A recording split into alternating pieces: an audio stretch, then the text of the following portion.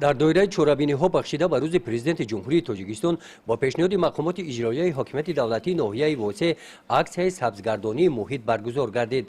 در این چورابینی کارمندان تشکیلات و مؤسسه‌ها اشتراک نموده در موضع چمنستان واقع در شفت شهرهای دوشنبه خاروخ، نیالهای همیشه سبز، مژاولنیک اردچ و نیالهای سویافکن اکاسیای سفید آن را اکاقیا هم نام میبرند شنانیدند.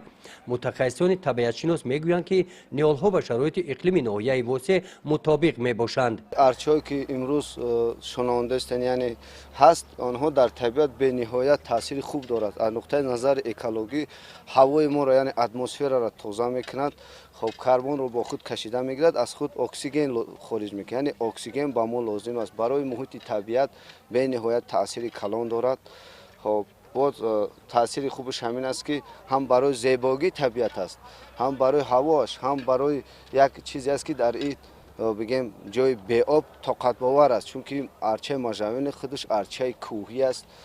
پیدایشش یعنی از کوه، یعنی دیکی گفتن آوردن در این قسمت پایان تعدش پرورش کردن. حالا با این طبیعت ما مطابق شده است. مورد ذکر است که طبق پیشنهاد عالمان طبیعتشناس در وضعیت تغییریابی اقلیم سبزگردانی طبیعت یکی از تدبیرهای مهم اکولوژی به حساب می رود. محض درختان پیشروی ویرانشوی طبیعت را می گیرند.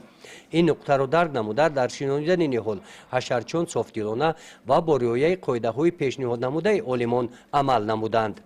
تمام تشکیلات کارخانه‌های ناحیه در اینجا حضور دارند. زیاده از 300 نفر آدمان با طور حشر در موضع بهارستان در نقطه واخوری که سال 2019 از طرف با دستگیری وزیر مالیه جمهوری تاجیکستان تشکیل کرده شده باغ درختان همیشه سبزی تویه تشکیل کرده شده است که در عین حال در اینجا زیاده از 1500 بیخ درختان موجود می باشد، در حالت خوبی سبزیش قرار دارند و از امروز تمام تشکیلات کارخانه بیخ این درختان را نموده از علف‌های بیگانه تازه کرده کار رفته ایستاده است.